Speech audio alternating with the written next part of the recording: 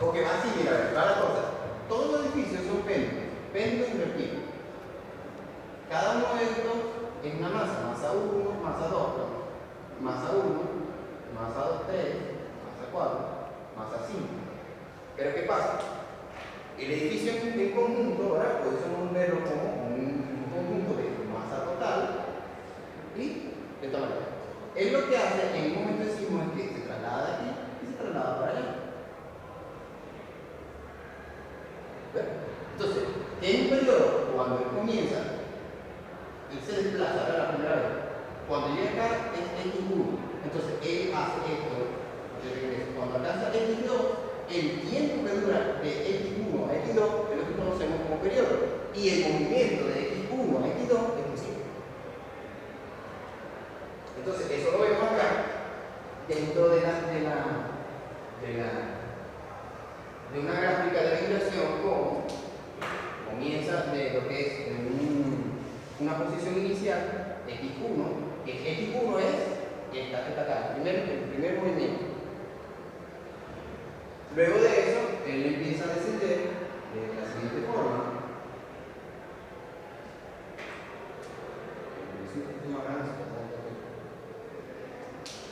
Y hace el ciclo completo. Comienza acá, esta distancia es la primera. Comienza. Después alcanza X2, que va a estar un poquito más abajo porque es vibración amortiguada. Completa el ciclo, alcanza X3,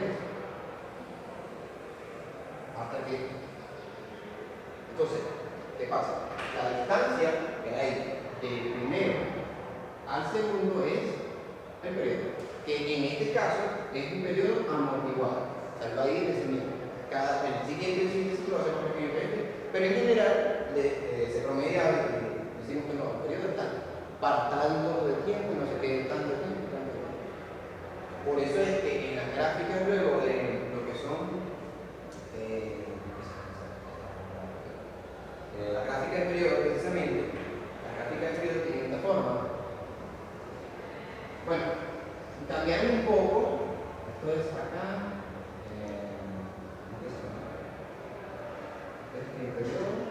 El periodo esto se asocia a este otro gráfico, y aquí como que así. Entonces lo que hace es esto. Tenemos el primer desplazamiento, que es X1, tiene que ver, o sea, no es que sea X1, tiene que ver con el tiempo. Y así. En cuanto a la aceleración, esta es la aceleración esta es una fracción de la fracción de la aceleración horizontal. Entonces, ¿qué es lo que nos está diciendo más o menos esto? Que viene un momento en el que está descendiendo, luego se mantiene estable y luego sigue descendiendo. Esto es, bueno, ¿cuál es la aceleración? O sea, esto se traduce en esto, que son las gráficas de periodo. Y de esa forma nosotros podemos saber cómo está vibrando la estructura en un cierto tiempo. Por ejemplo, ¿cuál es el desplazamiento de la estructura cuando ya pasaba 4 segundos? Desde un ciclo, por ejemplo. Podemos sacarlo por allí. ¿Dónde lo ubicamos acá? ¿Cuánto tiempo lleva? Ubicamos 4 segundos. Y en función de la aceleración que exista, una fracción de la aceleración, nosotros luego nos vamos a las ecuaciones tienen que ver con eso, con funciona el ciclo y no sé qué, que eso claro, lo vamos a ver más adelante, o deberíamos, vamos a ver si puedo. Es donde nos va a decir cuánto de desplazamiento tiene en 4 segundos específicamente. Aunque en el primero, lo que son las primeras tablas de método estático equivalente, estamos acá, en este punto. En este punto, no, en el que es con respecto a la dispersión, por ejemplo. Hay que ver si la dispersión está por aquí, o está aquí, o en general, cuando es su máximo. El máximo de la estructura, en general, ¿dónde está? El periodo de vibración. Y ya con eso nos va a dar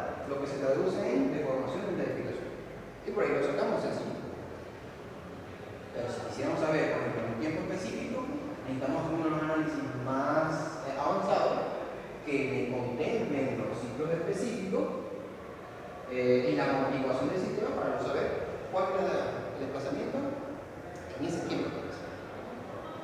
Okay. Entonces, en sismo contemplamos que el sismo está disminuyendo, no que aumenta. No, la fuerza inicial es simplemente cuando pasa la onda inicial. Pasa la onda y el edificio agarra el inicial. Ya cuando llega acá, que por eso, esta es la fuerza inicial con que es atacado el edificio.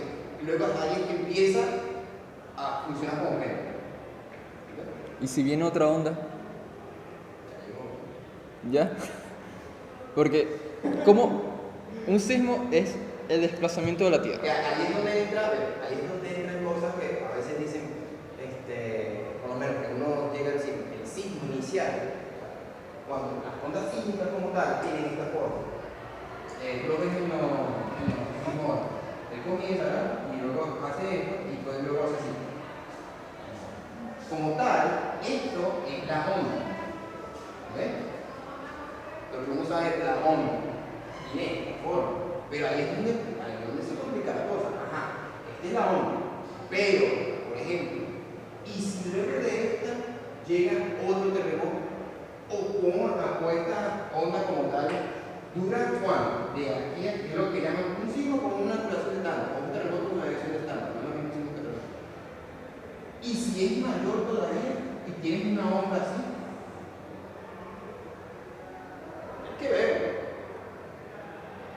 Entonces, claro, también las ondas se pueden superponer con otras ondas, porque, por ejemplo, si ataca, imagínate que ataca el primer sismo, luego ataca otro sismo, pero imagínate que el edificio está, cuando llega a esta onda, la segunda onda, está en esta posición.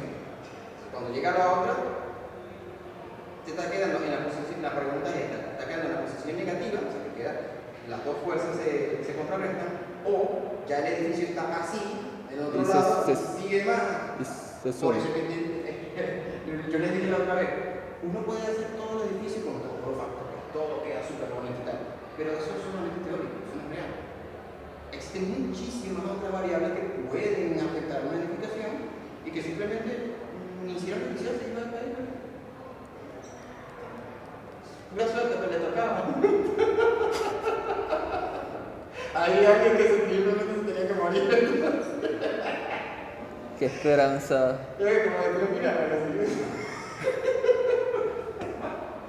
Entonces, eso es algo que nosotros tenemos que ver, ¿sabes?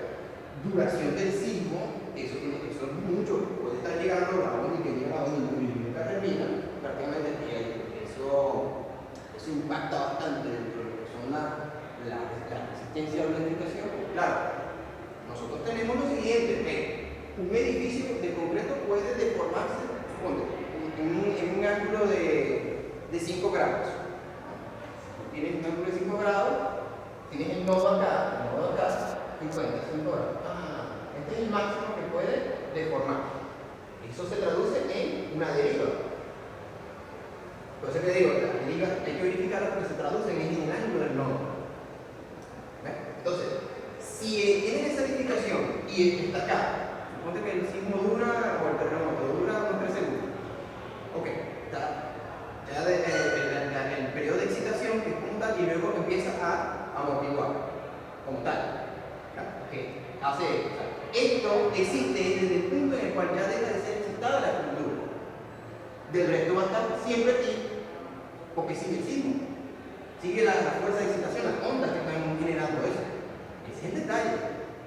Ya después se evalúa del punto donde ya termina de estar esa fuerza de excitación que está allí. Entonces, ahí es donde empieza a amortiguar. Pero si tú estás todavía dando la fuerza, no va a amortiguar nada. Entonces, ahora el detalle es el siguiente. ¿Cuántos ciclos aguanta un nodo? Es como un alambre, pero empieza a darle. Cada uno de esos es un ciclo, es lo mismo. La cuestión es, ¿cuántos ciclos aguanta? Eso es algo que la pregunta es muy importante. Por eso es que no es como, sí, resistió y nosotros hacemos nuestro análisis, sí, me quita el gusto de vivir con nuestro análisis. Existen muchas variables, como le he dicho, que no se pueden. Pero ¿qué pasa? Tampoco podemos hacer estructuras súper resistentes para eso, porque entonces nos van a quedar con una así. Nadie puede pagar eso. Hay que sacrificar a algunos. A veces. Por eso la cuestión no es en ingeniería civil hace que se caigan como tú quieres que se caigan. Y de forma tal que se pueda reparar o de forma tal que genere el mayor tiempo de escape para los habitantes, los ocupantes de ese lugar. No es que no se caiga simplemente, que se caiga de la forma en que tú quieres. Entonces, si esto le sucede, por ejemplo, eso lo leí una vez y de verdad que es cierto. Si esto le sucede a un edificio que llamamos regular, imagínate cuando ya tú haces un edificio irregular. No es que no se puedan hacer edificios regulares, pueden hacer edificios regulares, pero fíjense que mientras más irregular sea, más variables tiene. Simplemente no las puedes evaluar ni siquiera con tanto software. Simplemente hay cosas que no se pueden evaluar. Entonces, ¿para qué? Por eso es que les preguntaba, ¿para qué complicarse la vida? Uno se puede complicar la vida, o ves los elementos. Qué bonito, entonces. Tú ves cuánto tóxico puede soportar de salir. Es lo mismo aplicado a la escritura. Exactamente lo mismo.